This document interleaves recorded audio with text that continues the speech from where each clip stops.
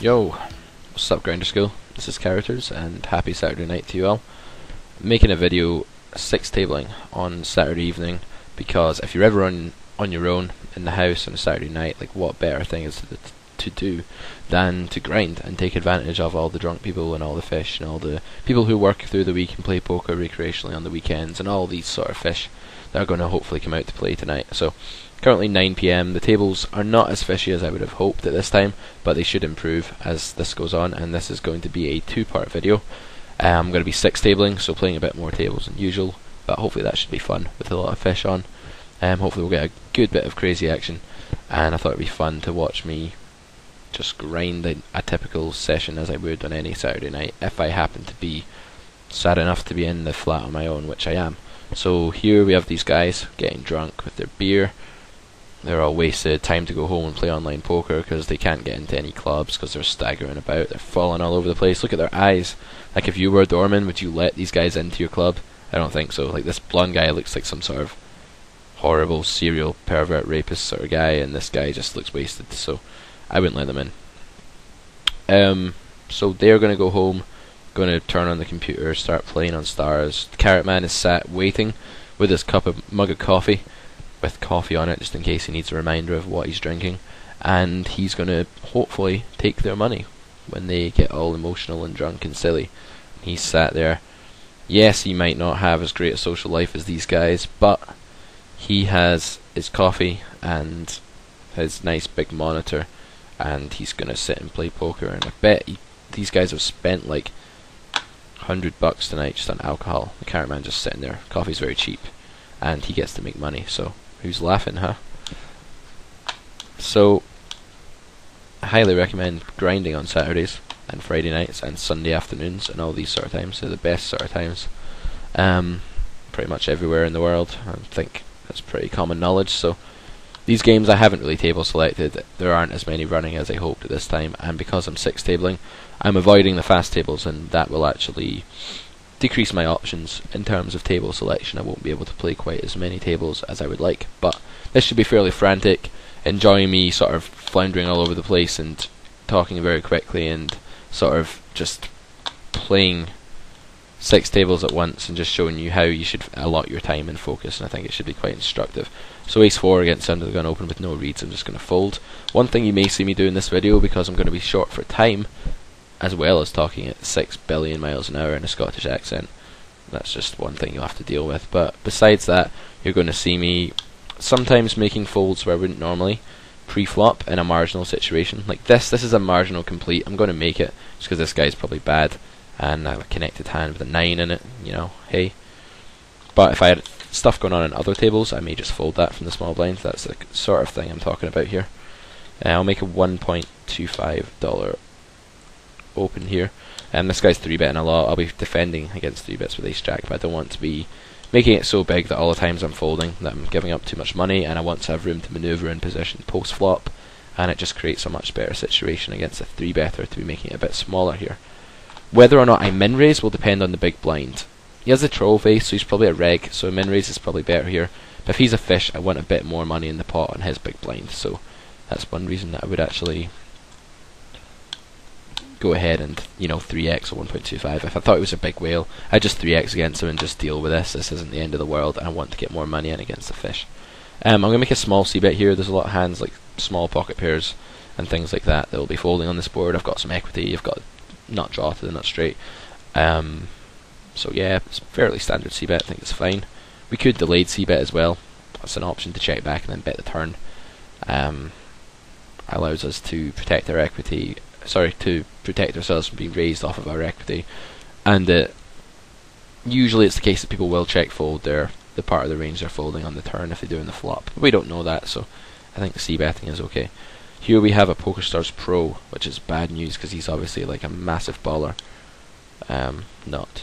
I think this guy is like a very marginal winner at 50 NL. I'm not sure what you do to become a pro. I've never heard of this guy in my life, but he must have done something to allow PokerStars to elect him as a team pro, so I'm not too sure. Maybe I'll email them and see if I can get the 100% rate back that comes with beating 50 NL for a very minimal amount, because I can certainly do that. Here we open. Not the best flop in the world for a hand. Hey, let's just c-bet because there's so many hands he's folding. A lot of his range is small pairs, suited connectors, things that miss this board. We have 5 high. We can also run of the nuts. That's a good thing. I'm going to be quite straightforward because I'm playing so many tables and talking. I'm not going to be 3-betting in spots where it's very marginally plus EV or break even, and it's the case that I've got other stuff going on and it's likely to lead me into difficult situations. What you want to avoid, 6 tabling normally is okay for me, but this is maybe the equivalent of like 10 tabling because I'm talking as well. And what you want to avoid when you're mass tabling, 6 max or full ring for that matter, is difficult decisions all popping up at once, because then if the pots are big and the decisions are difficult, that's when you're going to be making the most mistakes, and you want to avoid that wherever possible. So 3xing jacks here. This guy looks like a weaker player. We'll tag him as such. It's a good thing for us.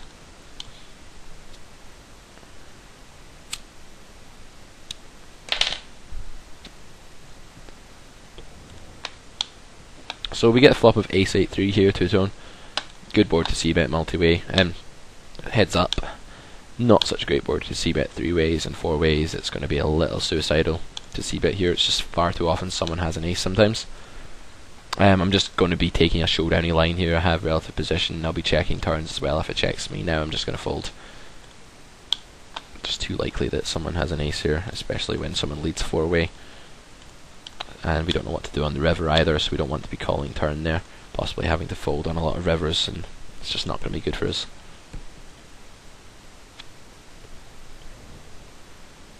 I've had a few issues with my internet connection recently, but I think it's a bit better now, so hopefully tonight there'll be no disturbances.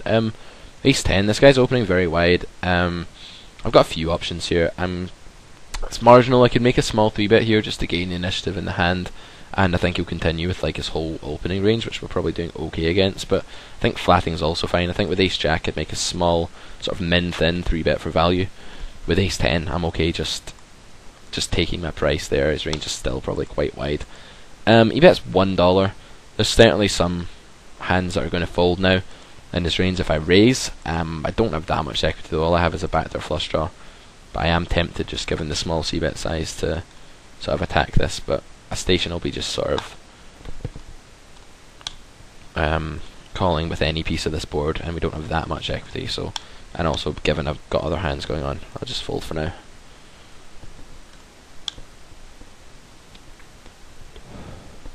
This guy bets 1.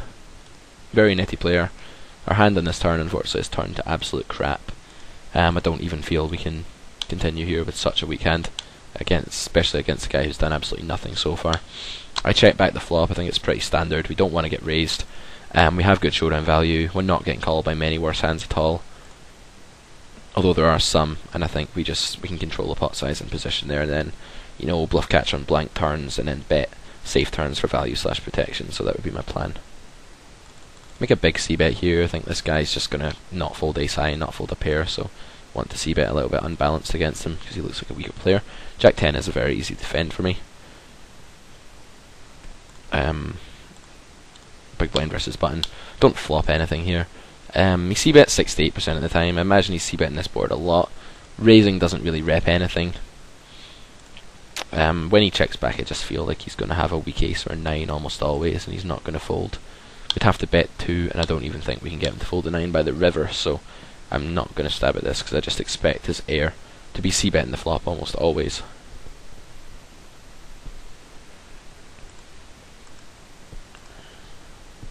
Just getting over a bit of a shitty cold. Almost better now, but in Scotland it's so damp and it's so wet in the winter, and you don't get any sun, and people just get sick and pass stuff around all the time. So if I sound a little hoarse, or if I have to suddenly cough or sneeze or whatever, please excuse that. Can't really be helped. Such as this climate. Maybe I should move to, not Vegas because that's just too hot, somewhere in between. Somewhere where it's just a nice like 27 degrees centigrade all year round. When I was in San Francisco it was very pleasant. It wasn't that warm, but they have the same climate all year round, so if you can deal with the crazy life of San Francisco, it's certainly a nice climate for people who don't like extreme weather, like myself. That was a rather off topic, but hey. This guy doesn't look like he ever folds. This guy 3-bets, king 8's marginal. I'd probably open king 9 there on the button. It's quite a tight fold, but I think it's okay just given how active these blinds are. I don't want to be playing too many hands that just flop like trash when I don't have much fold equity pre-flop or on the flop against these players. King 2 suited, I'm going to go ahead and open against a weaker player who seems more passive and fit or fold in the big blind. So yeah, this is going okay so far. I don't think the 6 tables is too bad, as long as we don't get into too many crazy spots at the same time. Don't get stacked like 6 times in 1 minute, because that wouldn't be fun.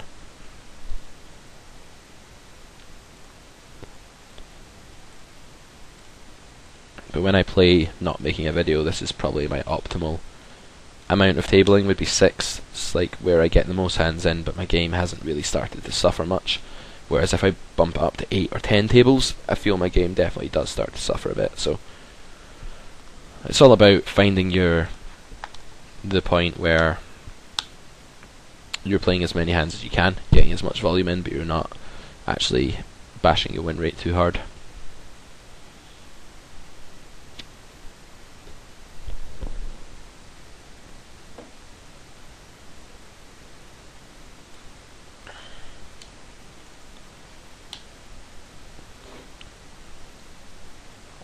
So yeah, this will be 2 parts. Make sure you watch this one first and try to watch all of it before watching the next part, because I'm going to stick with these tables when I come back and make this later on. Just basically after I finish this video, I'll take maybe 2-minute break and then I'll resume. So we should have some reads on these players, we should have some dynamics going on, and it should be useful. Because often when we play a live session, we just play one part and then yeah, we build up some reads and dynamics, but we don't have the benefit of having played with people for the last hour already. You know, that helps for generating reads, so hopefully that will be interesting as well.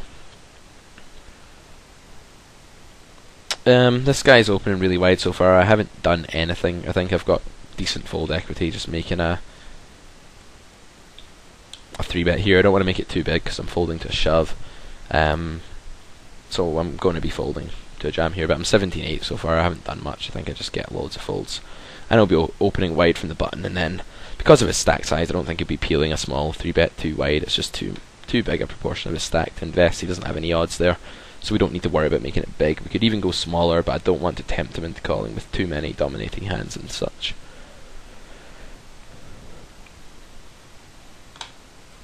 This guy folds to 90% of 3-bets, which is good.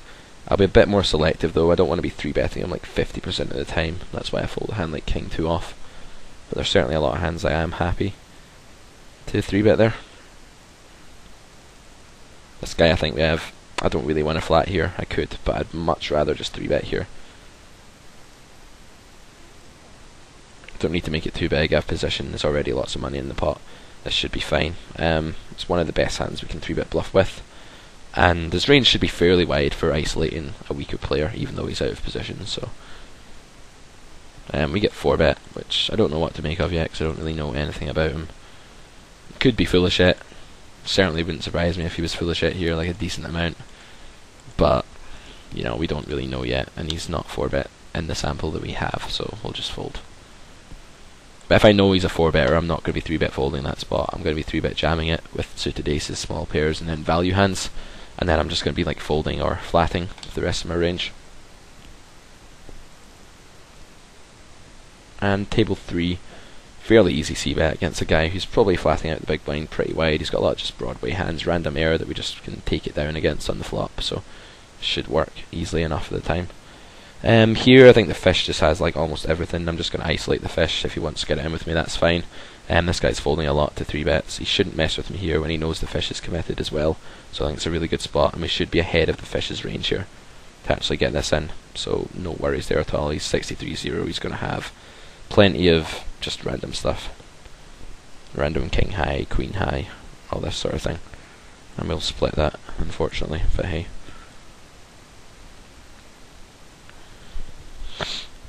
I get aces twice at once, so this is where it gets crazy. This is a good spot to 3-bet this guy. Even though I've got 2 other hands about to start, I'm still going to do it. Well, yeah, I'm still going to do it. I think it's just such a good spot against someone that folds so often to 3-bets. Hopefully the fish in the big blind doesn't come along and make our lives annoying. He might sometimes, but he's not like 63 something. If he was running like 70-0, then I wouldn't, just because it's far too likely to get cold called by much better hands. By a lot of better hands, I should say. Standard open in the cutoff here is going to be 1.25, 0.15 obviously, because we're getting 3-bet a lot. We don't want to be making it too big when we're folding, and we want to be consistent with the whole range, so we're doing the same thing with aces here. 4s is an easy set mine 3-way, but this is an easy min raise just because this guy's quite tight, quite 3-bet or foldy I think, and this guy's very foldy, so there's no need to invest any more than a min raise there. It's going to be the optimal open size for sure. My computer's a little bit slow, so apologies if it lags at all. I think it's just the recording plus the 6 tables and Hold the Manager and Camtasia and everything I've got running at the same time. This again is marginal. If I had more hands going on, I'd probably fold it. Get donked into here with 9s, I think. Did we? I don't know. It doesn't matter. It's still going to be a call on the flop. And then we're going to just aim to show down our hand here, I think. It's not really the case that we can get value from too much, and he has better pairs and weak aces sometimes, like 10s, which I don't think I'll fold. I maybe would 3-bet this hand because it's like, it's not quite the top of my folding range, but it's getting there because I will be flatting quite wide against someone who steals a lot, blind versus blind. I assume he does just because he's been active so far. King Jack I'll fold here. It's marginal and we're getting 3-bet a lot, and we don't have any fish that we're completely targeting there on table 1.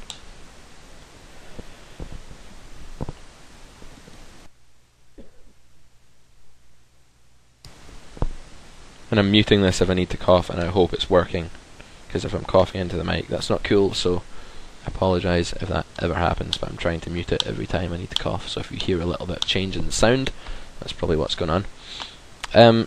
Yeah, this guy's just never folding anything, so I'm not going to punish him here with 8-3. 8-3 offsuit, it's going to be an easy check.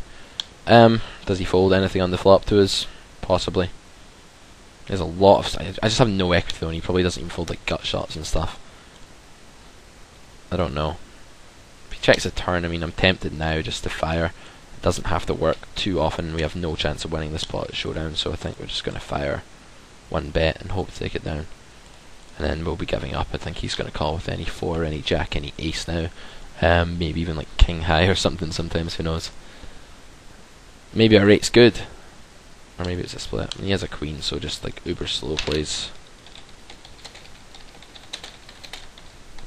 That's a good descriptive read to take on him. Here we'll just lead. We flop and open in straight draw, but our hand's not strong enough to check call. I don't particularly want to bloat a pot against a passive player, because when he bets he probably has something a decent amount, so just leading to take it down is completely standard on table 3. And it's by far the best play, because just check calling paired board with a weak draw against the range that's not even that weak, it's not great. We're going to be folding a lot in the turn, so we can just pick up the pot right then. He's far more likely to call even if he has trips or whatever, so we see a cheap turn and we get him to fold and just pick it up a lot, so easy. Again, this is a min raise. We've got a very sort of tight small blind and tight big blind. When money goes in, we're not in good shape, but they fold so much, and if we get 3-bet we have to fold, so we're just making it like $1 here, and it's going to be best against these players. Your sizing is always going to depend upon who you have in the blinds, basically.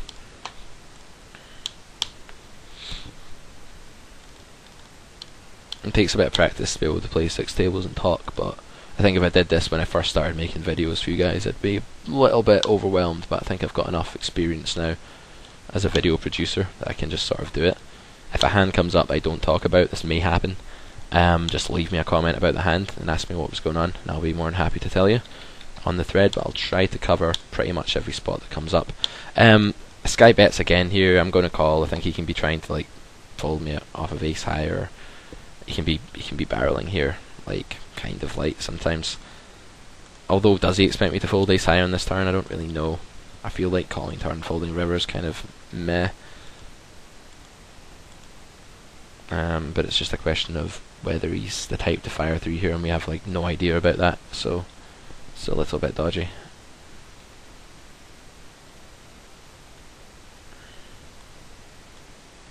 I'm gonna make this like enough to just commit myself against this guy, but it also lets the fish come along as well if he wants to. I kind of want to give the fish the option to do something completely stupid here, basically. Feels exploitable to fold in this spot, but you know, he's open to hijack. He's bet a turn that I don't expect anyone to think I'm folding any of my flop range on, and I am going to have to call river, I think, if I call turn, because it'd be really bad to fire turn and give up there. So that's why I make a sort of somewhat superficially exploitable fold, but I don't think it's too bad. This guy's just min-donking, he can have anything. We're getting like a zillion to 1. I'm not folding my pair here. I'll just show it down now. But I don't want to like stick it in there either, because he's just going to fold all his air and then get in with a range that crushes us, so pretty standard call down. I'm going to keep up with my aggro image here. Just 3-bet ace queen, I'll be getting in against this guy, I'd imagine. Cut off versus button here is fairly standard. Flatting is also fine on table 2. Not the best of flops here. We have some equity. This guy's folded a lot to c-bets, but it's all over him, this flop basically, so I'm not going to c-bet here. I don't want to barrel a stationary fish in a 3-bet pot, so I think it's a pretty easy check back and turn the king, which is nice. This guy is now all in. I'm not folding ace-high here, not ace-high, because he just has anything basically, so that's good for us. If I bet 8 here, there'll be 16 plus 9, 25, and you'll have like 27 left. Because he's a fish, I'm just going to go ahead and pot it and shove river for value. I think there's a lot of like ace queen, weaker kings, random queens, hands like this, pocket jacks. I might even call us down, who knows. Blind versus blind. Oops, first time out of the session. Not so bad. Only one so far. 1.25, 2.5x, good open sides against the total net. Don't want to min open when we're out of position. It just makes it so easy for him to continue.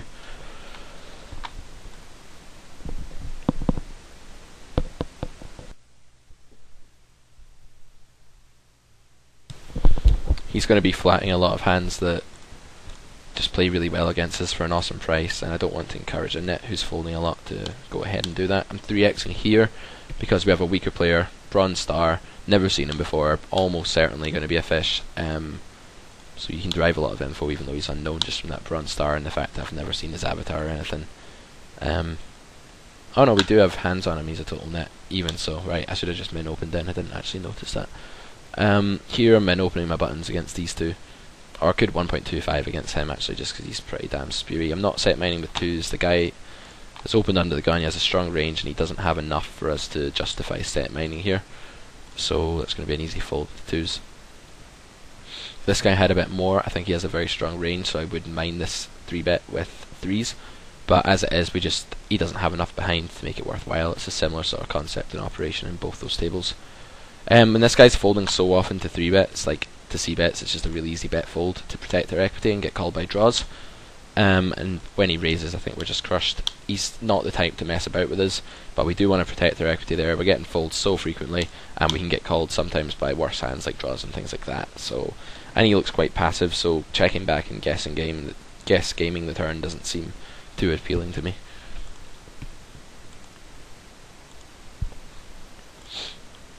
I had a good session earlier, just because there were fish galore. One guy like sort of stacking off on 4 to a straight, 3 to a flush paired boards with sort of like second 2 pair and stuff like that. It was pretty sweet.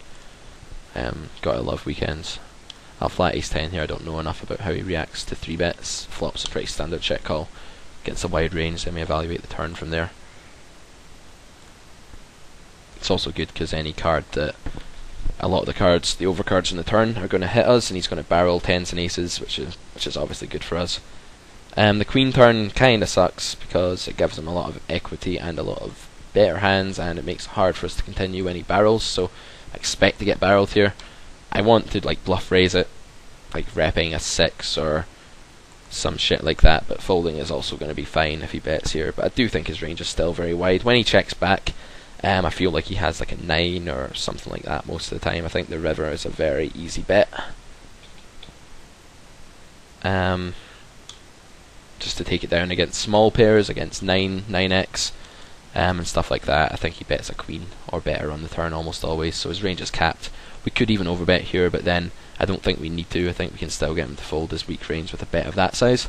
And I think if we overbet, we're just losing more against his random slow plays or his random rivered nuts type of hands. So I do expect him to have a capped weak showdowny value type of range when he checks back the turn there. So it's going to be very profitable for us to bet the river. Ace high is not going to be sufficient showdown value in that case. We called the flop because on the flop it was sufficient showdown value, but by the time we get to the river, his range is just doing too well against us at showdown, so we have to bet because it's also capped and isn't calling us too often. So hope that makes sense. With twos here, like this guy's fairly tight, isn't he? Yeah, he's really tight from the first two seats. So, and he doesn't c-bet that often either, so I think I can win some pots post flop even when I miss, and I've definitely got some good set odds here. And I'll go ahead and just check raise this board. It looks semi full of shit, because, you know, we can't have too many strong hands on this board for value. We're just repping sets and nothing else basically, so I expect him never to fold any sort of overpair or 8 or better. Here I'm 3xing because this guy's weaker and he flats too much, so I want to punish him for that, make it less profitable for him to do so.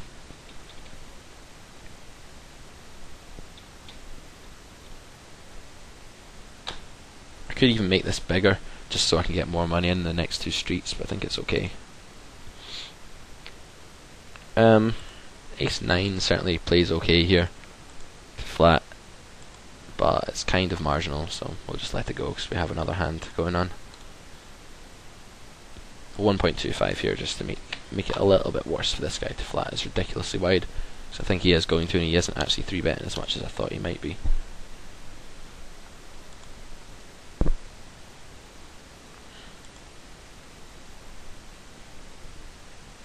He's tanking, and he folds. So probably just has like 2 overs there most of the time. I'm also being very careful that when I mute my mic, I remember to unmute it, because I actually made a video, it was ages ago now, it must have been a few months ago, where I muted it at one point, and then I just left it like that for the whole video, so we had 12 minutes of sound and then 40 minutes of no sound, and that was really gutting. As a video producer, let me tell you, one of the most demoralizing things that can happen is for a video not to work, because you put so much effort into it, and you really do, you put like your soul into it, just giving as much information as you can and just making sure it's of good quality, and then when it doesn't work and you have to do it again, you just feel like cheated, like you've cheated yourself, and it sucks. And then when you've got to make it straight after, like say you've got a video deadline the next day, so you have no option but to do it again straight away, that's when it really takes a lot of sort of enthusiasm the next time to make sure that you're not sounding really deflated about things, because yeah, it can annoy you when that happens. So that's why when you're making a video, like, always do tests first, always check your sound a couple of times, make sure it's working. I'm going to open this just because I'm crazy and I have nothing else going on, and these two are just total nits. I feel like I'm almost blind versus blind here, but I have position, so it's like awesome. It's very marginal, especially with my image. Like, it's probably not good for most people, but I think they've just got such an edge on in these games as well that it can't be bad with how tight these players are. Open 4 is just 1.25 here because we're folding to a jam from the button, so we don't want to be like 3xing. He gives us like a super awesome price here, but it kind of sucks though, just because he has like such a strong range. Like, we're calling 130, we're out position post flop, we're guessing post flop a lot of the time. I think he just has a higher pair. I think it's a jam or fold spot, even though we're getting such a good price, just because even if we get it in on safe flops, like i.e. ones that don't contain an ace, king or queen, we're still not in good shape, and I think we have no fold equity by jamming, and I think we can just fold, as crazy as it seems, because I think that's an insanely strong line, and we'd have no set odds or anything. Even though we're getting a great price, we're only winning $9 if we hit a set, and we're potentially getting stacked if we're going to get it in on boards where we don't flop a set.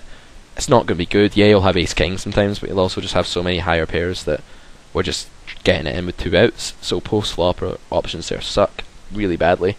We have no fold equity by shipping pre-flop, and we have only 30 something % equity to ship, so I think it's an easy fold.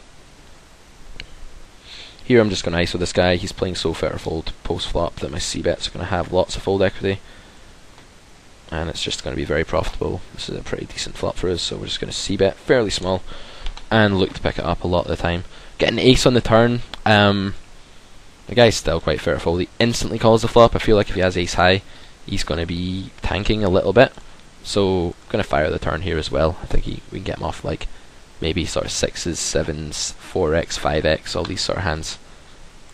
Not 9x certainly, but that's okay because he has a lot of weaker stuff in his range as well. And we still have some equity, so it's not all bad. We have that old gutter, which is a disguised awesome river. If we ever river the straight, we're just getting the stack because he just has an ace or a 9 so often, and our hand just looks like a total blank river every time it rolls off, basically. Oh man, I didn't realise it was this horse. I haven't made a video in a while, so I guess like last week I was just so ill that now that I'm a lot better, I feel like I'm totally fine. But it's kind of a relative thing because I'm still a little bit hoarse. The day I leave this country, man, it's going to be a happy day. I mean, I like the country in ways, but the climate's just so bad, and you get sick a lot in the winter and things like that. And it's like the damp weather is like a breeding ground for all sorts of bacteria and viruses and all this sort of thing. I've been 3-betting a lot, so I'm going to wait for a better hand to do so here. I'm going to check fold this board. This guy's ridiculously tight. It's a good board for his range. We have no equity at all. It's a very easy standard check fold once we open blind versus blind, especially with our aggro as hell image. Now I'm definitely taking a stab because we can get an awful lot of underpairs and things like that. And we have equity because we have a 6-high flush draw, which, don't underestimate it, it's not great, but it certainly helps, and it means our bet doesn't need to work anywhere near as often. You'll have aces here and call a lot of the time, but sometimes not.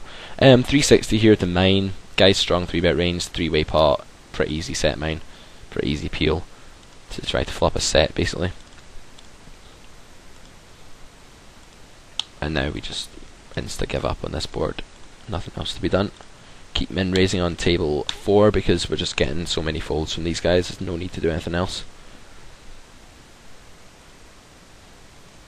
And I'll fire a small c-bet here just to pick it up against his lower pairs and things like that.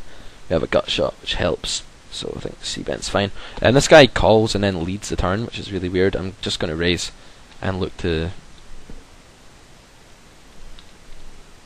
get this in. I mean, I don't think there's many 3s in his range, if any. He can have some queens, he can have like queen jack, he can have some spas, I guess, as well. So I'm definitely happy to just get as much money into the pot here as possible.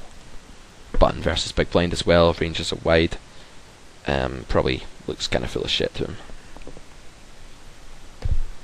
So we want to take a note that he leads turn is likely bluff.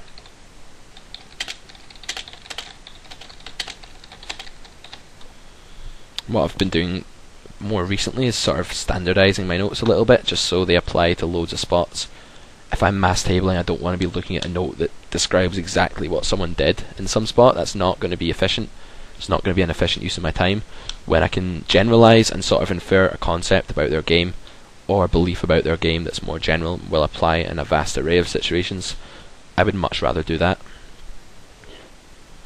Man, you have to talk so much when you 6-table. Apologies if my voice is going, but it's not used to this amount of talking. I'm usually quite a quiet guy, like I don't talk to myself a whole lot in the house. My girlfriend like walks about just speaking to herself. It's like her modus operandi is just to talk to herself all the time. But I think my voice is not very used to that, and I've just been sitting about all day, so it's kind of like, whoa man, shock, why are you making me speak so much?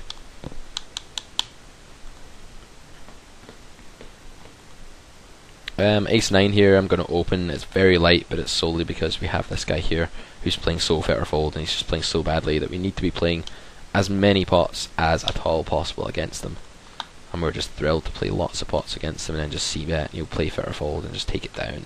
It's going to be so profitable. So I'm opening a lot wider on table 5 than I am on pretty much any other table right now, just because of this guy. I'm going to flat jacks, very standard flat here. 3-betting and getting it in is not going to be good, although it's only 60 big blinds. His range is going to be quite tight for getting it in. We're not going to be a favourite versus it. We're going to be a slight dog. We can let this guy come along by flatting in position, so very standard flat here.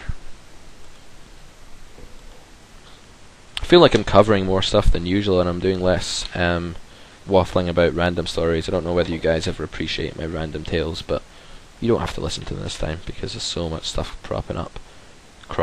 Yeah, that's the one. This hand's just a little bit too weak to 3-bet bluff. It's definitely a good spot to 3-bet bluff. I'm just going to make sure my range is a little bit more playable. I'll be flat in 1 here, probably folding to turn bets against this guy. Seems fairly tight, but we have the best hand on the flop, enough to peel the c-bet. I don't expect to get barreled very often by him. I think we've got an easy 3-bet bluff here with 10-9. We could flat, but it's a little bit marginal. Oh, I shouldn't have made that so big because of his stack size. I should have made that like 350, 375, so that's a bit of a mistake. Yeah, it sucks because we almost have the odds to call it off there, but I'm not going to. Shit, loads of hands at once. Not good, not good. We'll fold to this with jacks just because he looks so straightforward. Table 3. I think this guy's got a pretty tight range. Set mining here is definitely an option, and he's probably going to be kind of weak post flop and be giving up when he misses low boards some of the time. So we might get the showdown, and yeah, it's kind of close, but I think it's fine. I could bet to protect my hand here against his overcards. We have the best hand a lot of the time. We might even get called once by like ace king or something. Certainly possible that we do. But yeah, we're not getting called by enough worse hands, I don't think. And some percentage of the time he will just be slow playing on this board because he doesn't really know what he's doing.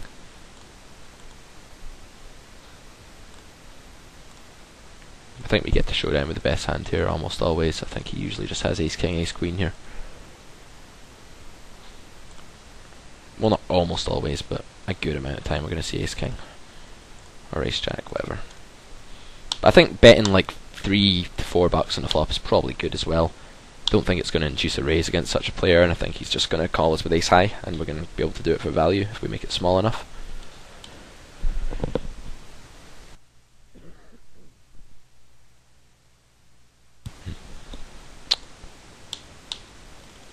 So if we're raising against, or if we're value betting thinly against a very weak range, we need to make our sizing small so that we can get called by worse hands, because if we're bombing against weak ranges, we're just burning money the times he doesn't have a weak hand, basically. The times he has a better hand. I'm gonna pour myself a cup of hot fruit tea or something after this before I do part 2. I'll try and remain on these tables for part 2. So stay tuned for that. It's coming later tonight, but you guys will see it in a week or two after, whenever the next December video is scheduled for me. I haven't been making heads up recently because I've not been playing heads up, and I just feel like no one at Grinder School really grinds heads up because at microstakes the rake's terrible, sites don't offer it, whatever. But I've put out a good amount now, and if anyone wants more heads up, I'll be happy to do them. Just let me know. But I think for now the demand is mainly on 6 max vids, so that's what I'm sort of specialising in, and it's also my main game. I'm far better at 6 max than I am at heads up, although I think I've been getting better at heads up, but 6 max is certainly my forte when it comes to poker. Flop like a nut draw here, so we just c-bet. We don't need to make it big. We can get all the money in just by, we'll make it 4 on the turn and shove the river, and then we're betting 10 into 16 on the river, which is fine. Like 4 is a standard size. It won't attract too much, sort of. It won't raise too many eyebrows, as in if we make it really small, he may just be like, wow, that's just for value all the time. But I think we'll make it 4 and then just shove the river. It creates a nice sort of ratio. This guy's never fired a turn like in his life, man. That's crazy. So it's going to be very straightforward here, just to float 1 and then give up if that's the way he's playing, because I just feel like he's not barreling as often. I'm going to flat king jack. I don't know anything about the big blind, but I assume he's not too squeeze happy for now. So many hands, man. I have to open that though, it's just so good. And we'll just get the showdown here and river the nuts as well, which helps. I think just check calling is standard. We could lead as well, but I don't want to put myself in spots where I have no idea what to do if raised. Make a bet here that might get curiosity looked up by ace high, definitely by a queen, although I don't think he has a queen very often, but we just might get called by ace high or like 7s or something like that, basically.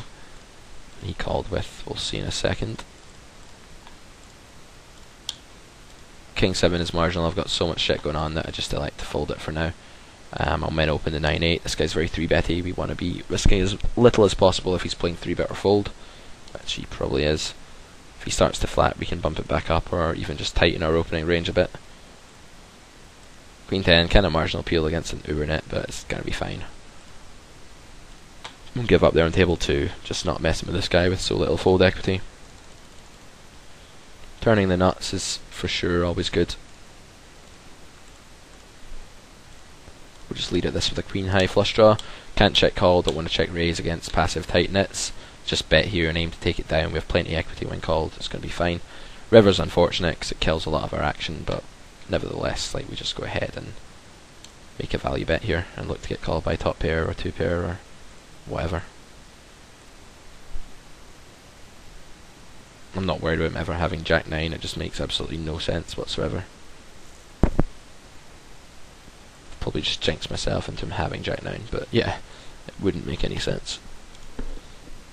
We get raised, I'm just going to fold. I don't even have a nut draw, it's dominated a lot of the time. Even on club turns we lose a lot of money, it's just a very easy give up. I don't have enough equity that I'm bothered about bet folding the flop. I'm not giving up too much by bet folding that flop. Got backdoor flush draw and a gut shot here against a very wide range. We get min raised though by a very passive player, and we just don't have that much equity. I could probably should have peeled there, to be honest, just because when I make my straight I make so much money.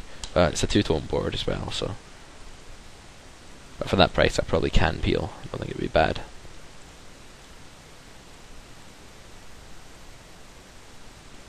If my image was better, good spot on table 4 for a 3-bet bluff, but not with that image.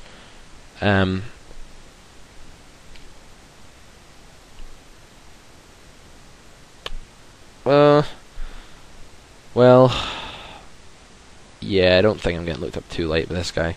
But any spade is calling me. How light is he calling me besides spades?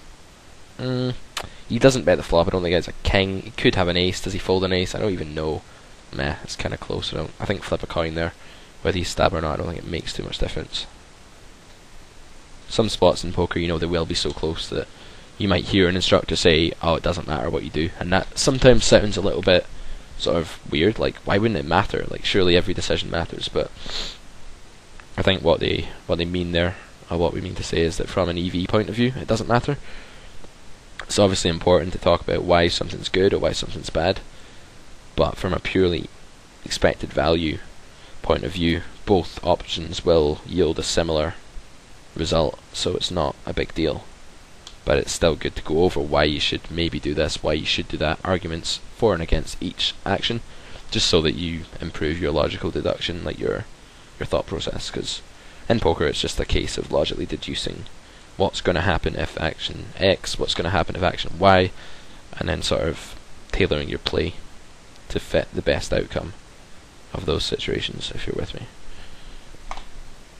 But yeah, I'm always banging on about the logical thought process, problem solving, all these things. Like, just work on your logical problem solving skills and it'll apply to poker. That's why things like chess and sort of, I do philosophy at university, and I think it really helps with poker and vice versa, because it's all about logical argument and deducing things from other things, and that's something that you definitely do a lot of in poker. Is this guy flatting a lot? He's also 4-betting though. I don't really want to get... I could 3-bet jam, but I've not been 3-betting that much this session, so I think just flatting, let the fish come along as well, is better.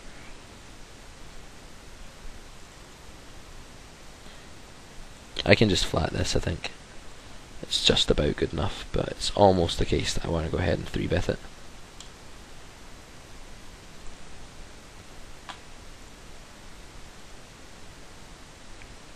I have no equity here, but like, this has to work almost not very often at all, and he's going to have plenty of air.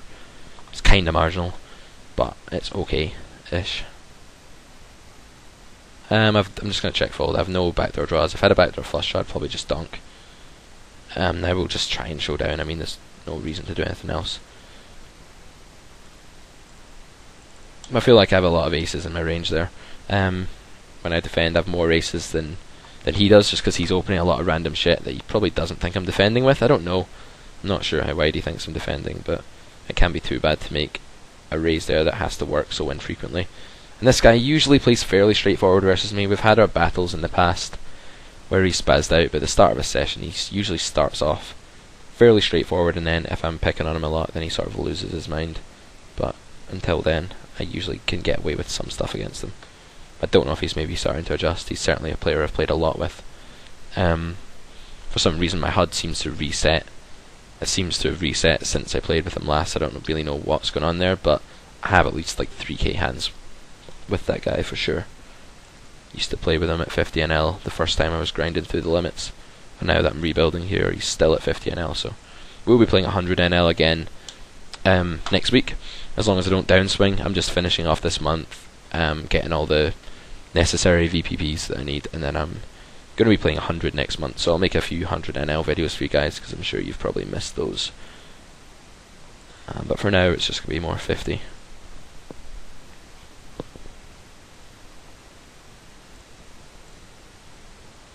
I think we can min raise any two suited on table 5, and it should show a profit. Just because the blinds are very tight and straightforward, and they're not 3-betting me very much. A 5x 3-bet there is just so unnecessary as well. If I thought he was wide, I would just attack it, but you know, if he's going to be doing that, I only need to be able to be calling and winning like pretty rarely, and we can be profiting against such a big 3-bet. There's just no need for it to be that big. I know that we're deep and stuff, but you know, I don't think I'm going to be peeling uber wide to like a 4x. I think 4x is much better than 5x there, from his point of view.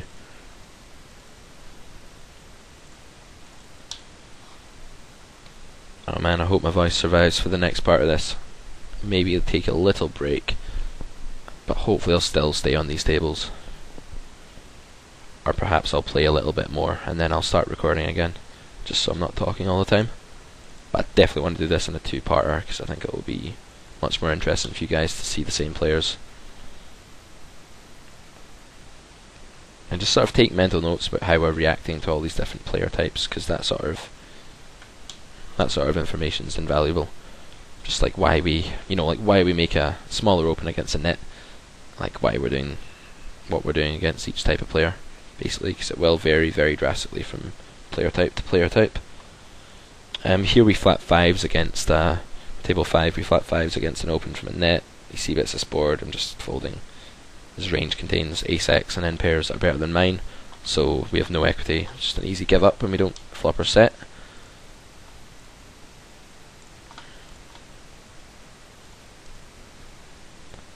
Against a net here, like ace-king, it's fine just to flat. Although we have been fairly active, but he's 12-4, like he's never raising pre-flop, like we're not getting that in good shape if we 3-bet at all, I don't think.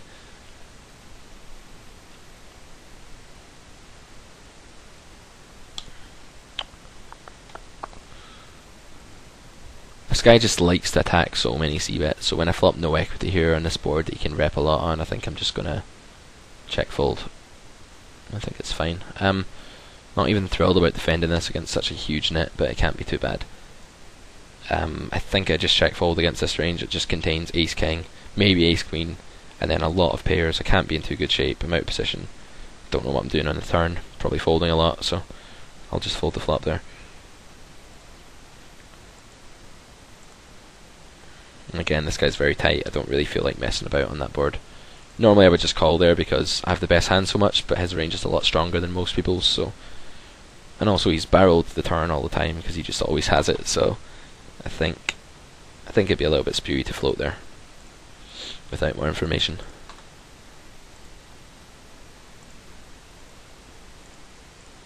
Six is probably the lowest pair I'll flat against the button open, but I think it's probably okay.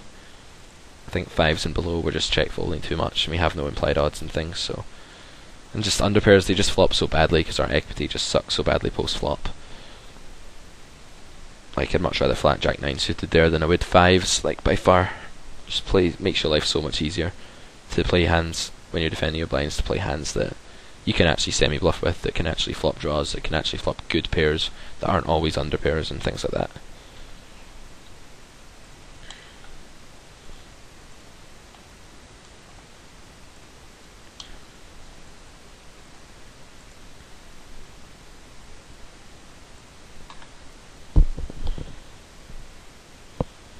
Alright, I'm gonna wrap up part 1 now. So just make sure you join me for part 2, which I'll be making shortly. And we'll pick up from where we left off. Just feel the need to bring this up again just so you can see it one more time. You'll see it again next time, don't worry. So hope you enjoyed that, and leave any questions or comments, any hands I didn't cover on the thread, and I'll see you guys next time.